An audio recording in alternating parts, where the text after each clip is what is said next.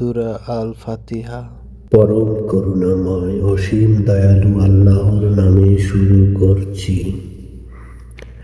আল্লাহর জন্যই সমস্ত প্রশংসা, যিনি বিশ্বজগতের রব, যিনি পরম দয়ালু, অতিশয় করুণাময়, যিনি বিচার দিনের মালিক। আমরা আপনারই ইবাদত করছি এবং আপনারই নিকট সাহায্য চাচ্ছি। আমাদের সরল সঠিক পথ প্রদর্শন করুন। তাদের পথ যাদের প্রতি আপনি অনুগ্রহ করেছেন, তাদের পথ নয় যাদের প্রতি আপনার গজব বর্ষিত হয়েছে, তাদের পথও নয় যারা পথভ্রষ্ট হয়েছে।